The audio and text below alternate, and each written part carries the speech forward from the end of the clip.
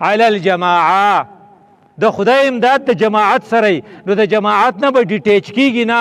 څوک چې د جماعت نه ډیټیچ شو ناغه به د شیطان په ولقه کې شي. ځکه رسول الله ویلیو چې د ګډو د ګڼې ته څه وایي ریوړ خو په اردو کې وایي کنډک. د ګډې د کنډک نه چې کومه ګډه جدا شوه نو هغه چاته ډېره اسانه شرمخ ته. نو چې څوک د جماعت نه جدا شو وی ځان له به مونځ او دس کوم نو بیا هغه شرمخ ته ډېر اساني. اما ډېر خلق لیدلی دی چې هغوی بیا فرض مونځ پرېښی دی او بچي خو یې د دې نه خبر نه دي چې موږ مسلمانان یو.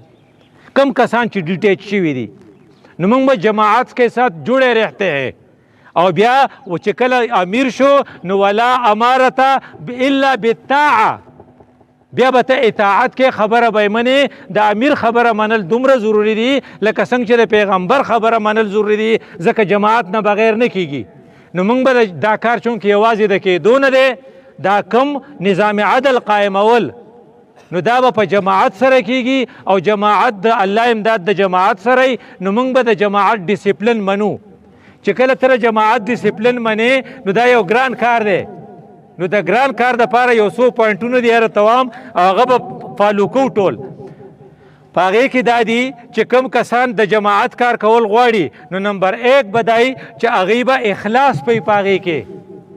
اخلاص دې ته وایي لا اسألکم علیه دا بل الله سره تاسو وایي اجرا پیسې نه غواړم. د دې وجې نه ټیکټ به خپل لګو ډوډۍ به خپله خورو خو اجر به نه غواړو چاته نه وي چې له ما له زوی ونه لګاو. د دې وجې نه زمونږ غټه بدقسمتي دا ده چې کوم کسان لکه ما ډېر کسان داسې لیدلي دي چې هغه د جماعت اسلامي په صفت نه مړېدل خو زوی پسې راپاڅېدلی و هغه زمونږ درنګ بېره دې نه کېږي. نو چې هغه په پی ټي آی کې بیا شامل شوی دی نو هغه بیا په پروګرام کې وایي دا منافق دي. نو ما ورته پرونه پورې خو منافق نه و نن څنګه منافق شو. نو هغه وایي مړه ته عجیبه خبرې کوې نو دا بیا سړی ګمراه شي او بیا هغه خبرې کوي چې هغه هېڅوک هم په نوړی نالي.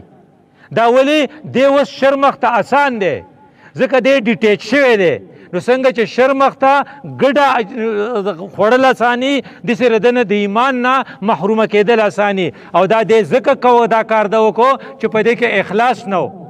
اخلاص دا چې دا کار زه دې لپاره کوم چې د قیامت په ورځ خدای پاک ما ته وایي چې ته ما لیږلی وې انی جاعل فی الارض خلیفه ارض او ارض دا ما تا ته حواله کړی تا پکې څه کړي ته وایې چې زما ربه تا ما ته عبادت حواله کړی هغه مې کوشش کړی تا د فساد نه منې کړی ما فساد نه دی کړی تا زه د اقامت دین یا د عدل د نظام دپاره ذمواري کړی ما خپل کړاو کړی زه ترې جدا شوی نه وم.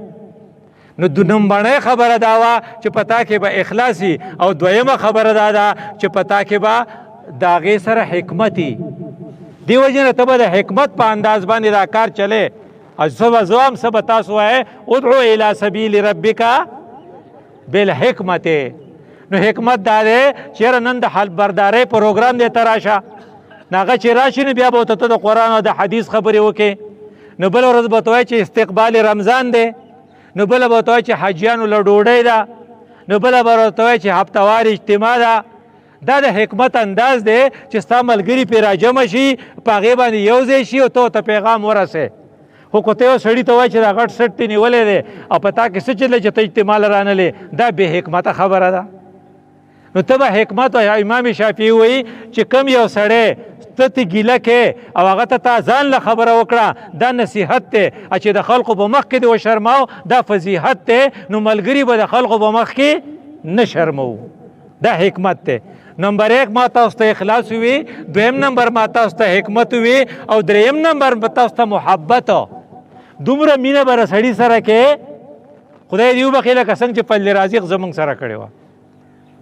یعنې ستا په ذاتي معاملو کې دومره دلچسپي اخیستل بیا ستا دپاره ځای په ځای د خلقو دپاره سره خبرې کول او بیا په هغې باندې شپه ورځ روڼول دې ته محبت وایي. نو الله خپل پیغمبر ته څه ویلي فبما رحمت من الله لنت لهم. ته به نرمې په تا کې به مینه وي ستا نه به ملګري چاپېره ګرځي ترې به خلق نه د ځان نه. نو دریم نمبر سټیپ زمونږ سره محبت دی او څلورم نمبر سټیپ زمونږ سره استقامت دی.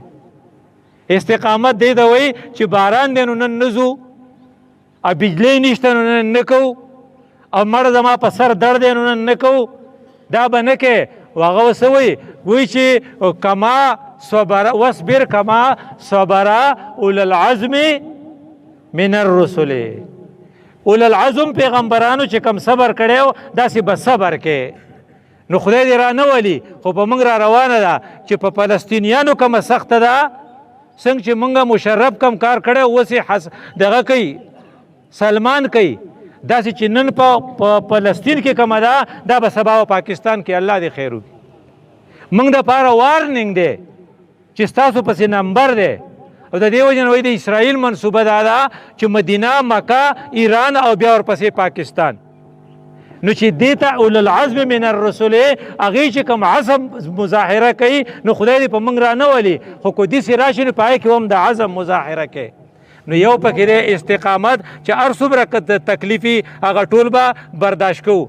او بیا اخري خبره په دې کې دا ده چې د الله نه به غواړو چې خدای پاک موږ له په دې باندې استقامت راکړي، ځکه چې انک لا تهدي من احببت ولکن الله یهدي من یشاء. هدایت د الله په لاس کې دی. زما د خبرې خلاصه خدا شوه چې موږ خلیفګان یو، په خلیفګانو کې څنګه چې نور رڼا کوي داسې به زموږ مشر رڼا ورکوي، او څنګه چې نور خپل سیارې په کنټرول کې ساتي داسې به موږ خپل ملګري په کنټرول کې ساتو. او د هغې دپاره به د جماعت انتظام کوو، د جماعت نه به لرې کېږو نه، په جماعت کې ډسپلن اطاعت ته هغه به کوو. او بیا څلور خبرې چې لاول به اخلاصي، بیا به محبتي، بیا به استقامتي، او بیا به نرمي د خلقو سره کولی. دا صفتونه په ځان کې پیدا کوو. که دا کارونه موږ وکړل نو گویا کې موږ د خلق خپل حلب پاسداري وکړه. که د حلب پاسداري دې ونه کړه نو دا دومره خطرناکه خبره چې هغه آیاتونه زه تاسو ته وایم په سړي غونډې زیوزیک شي. یحلفون بالکذب، دې د دروغو حلب اوچت کړی و، او دا داسې نه که نکاح هغې سړي کو نو هغه پکې 50 تولې سره ووې. موږ وې ورکه، وې دا لم وی خو ورکوي نه. نو ما وی چې تا ویلي و نو وې او نو ما چې ویلي اوس به یې ورکې، وی دا ورکول له ما نه ویلي. دې ته وایي یحلفون بالکذب. نو یحلفون علی الکذب، او دی خو په دروغو قسم خوري، وهم یعلمون، او دی په ښه پوهېږي چې زه دا چل کومه. نو ته خبرې اعد الله لهم عذابا علیما.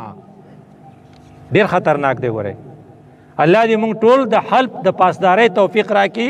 اعد الله لهم عذابا شدیدا.